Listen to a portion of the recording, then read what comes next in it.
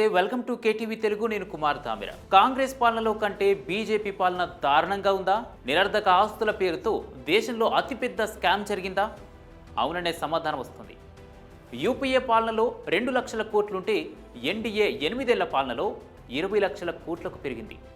దీనిపై విపక్షాల నుంచే కాదు, సొంత పార్టీ నేతలు మోడీ సర్కార్ను విమర్శిస్తున్నారు. ఫిజ్ బ్యాంకుల్లో భారతీయుల సొమ్ము పెరిగిపోతున్నా ఒక్క రూపాయి తీసుకురాలేదు.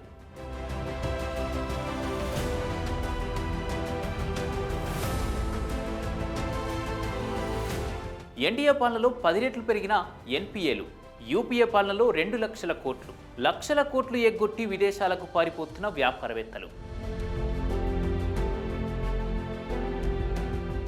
8 ఏళ్ల బీజేపీ పాలనలో ఎన్పీఏల విలువ ఏకంగా 10 రెట్లు పెరిగింది. కొన్ని సంస్థలకు ఎన్పీఏ పేరిట 12 లక్షల కోట్లు ఇచ్చింది. యూపీఏ పాలనలో 2 లక్షల కోట్ల ఎన్పీఏలు ఉంటే అవి కాస్త ఎన్డీఏ పాలనలో 20.7 లక్షల కోట్లకు పెరిగాయి. అంటే 8 ఏళ్లలో 10 రెట్లు ఎన్పీఏలు పెరగడం బీజేపీ పాలన ఎలా ఉందో అర్థం చేసుకోవచ్చు. కొన్ని సంస్థలు అధికారులు కుమ్మక్కయి ఎన్పీఏలకు దోచిపెడుతున్నారని ఆరోపణలు కేంద్రంపై ఉన్నాయి. మెహుల్ చోక్సీ, నీరవ్ మోడీ, విజయ్ మాల్యా వంటి వ్యాపారవేత్తలు లక్షల కోట్లు బ్యాంకులకు ఎగవేసి విదేశాలకు పారిపోతున్నారు. బ్యాంకుల నుంచి వేల కోట్ల రుణం తీసుకొని పారిపోయిన వారిలో మెజారిటీ మోసకారులు గుజరాతీలే ఉన్నారు. బ్యాంకుల్లో రుణ ఎగవేతలు కూడా లక్షల కోట్లకు చేరాయి. నీతి ఆయోగ్ బృహత్తరమైన ఆలోచనలు అవలంబిస్తే ఎన్పీఏలు తగ్గాలి కదా, మరి ఎందుకు 10 పెరిగాయన్నది ప్రతిపక్షాల ప్రశ్న. ఒకప్పుడు మేధో వలస జరిగితే ఇప్పుడు సంపదను తరలిస్తున్నారు.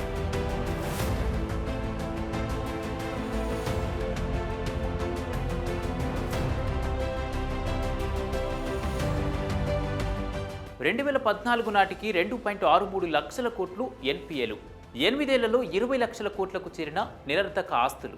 కార్పొరేట్లకు అనుకూలంగా వ్యవహరిస్తుందంటున్న కేసీఆర్. దేశంలో 2004-2005లో 55,000 కోట్ల ఎన్పీఏలుంటే 2014 నాటికి 2.63 లక్షల కోట్లకు చేరింది. యూపీఏ పాలనలో ఎన్పీఏలు 1.90 లక్షల కోట్లకు పెరిగింది. ఈ 8 సంవత్సరాల్లోనే 20 లక్షల కోట్లకు చేరింది. మోడీ పాలనలో ఎన్నడూ లేని విధంగా ఎన్పీఏలు పెరగడం ఆందోళనకు గురిచేస్తోంది. ఇదే విషయంపై ముఖ్యమంత్రి కేసీఆర్ కేంద్ర ప్రభుత్వంపై విమర్శలు గుప్పించారు. మహోత్తరమైన పాలన అందిస్తే ఎన్పీఏలు తగ్గాలి కదా అంటూ నిలదీశారు. మోడీ ప్రభుత్వం కాకులను కొట్టి గద్దలకు పెడుతుందంటూ మండిపడ్డారు. బ్యాంకుల దగ్గర తీసుకున్న లక్షల కోట్ల లోన్లను మాఫీ చేస్తూ పేదలకు అందే సంక్షేమ పథకాలను తీసేయాలని మోడీ వ్యాఖ్యానించడాన్ని కేసీఆర్ తప్పుపట్టారు. పేదలకు సంక్షేమ పథకాలను అమలు చేస్తే ఆహాకారాలు చేస్తున్న కేంద్ర ప్రభుత్వ పెద్దలు కార్పొరేట్లకు లక్షల కోట్లు మాఫీ చేస్తున్నారని ధ్వజమెత్తారు.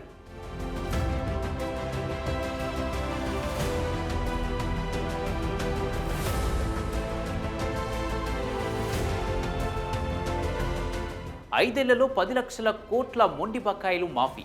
మోడీ సర్కారుపై సొంత పార్టీ ఎంపీ వ్యంగ్యాస్త్రాలు. స్విస్ బ్యాంకుల్లో పెరిగిన భారతీయుల డిపాజిట్లు.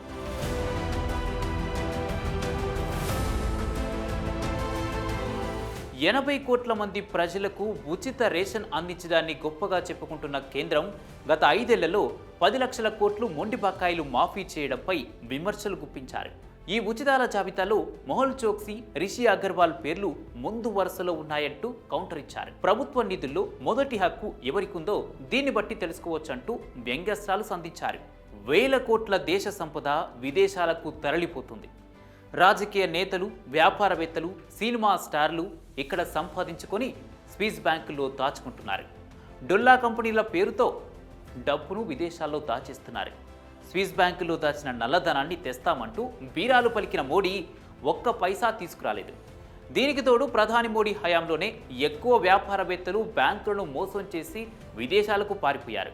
మనం విదేశీయులు డిపాజిట్లు, సెక్యూరిటీలు, ఇతర పత్రాలు 30,500 కోట్ల రూపాయలున్నట్లు స్విట్జర్లాండ్ కేంద్ర బ్యాంకు విడుదల చేసిన గణాంకాలు వెల్లడిస్తున్నాయి.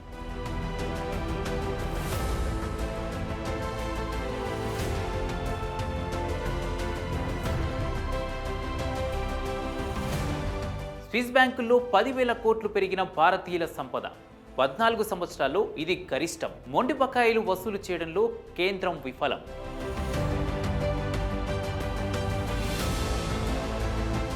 స్విట్జర్లాండ్ బ్యాంకులో 96 దేశాలకు చెందిన 33 లక్షల ఖాతాదారులున్నారు. ఇందులో ఇండియా టాప్ 3 ప్లేస్లో ఉంది.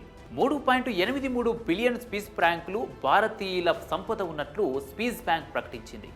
2020లో 20,700 కోట్ల రూపాయలుంటే ఇప్పుడు ఏకంగా 10,000 కోట్లకు పెరిగింది. స్విస్ బ్యాంకులో భారతీయుల నల్లధనం ఒక్క ఏడాదే 50% పెరిగింది. స్విస్ బ్యాంకులో ఇప్పుడున్న డబ్బు 14 సంవత్సరాల గరిష్టానికి చేరింది. ఇక బ్యాంకులను మోసం చేసి విదేశాలకు పారిపోతున్న వ్యక్తులను శిక్షించడంలో కేంద్ర ప్రభుత్వం విఫలమవుతుంది. వ్యాపారవేత్తలు పారిపోయిన తర్వాత ఆ డబ్బును నిరర్ధక ఆస్తుల కింద ప్రకటించి చేతులు దులుపుకుంటోంది. పేదలకు పన్నుల మీద పన్నులు విధించి పెద్దలకు పెడుతోంది.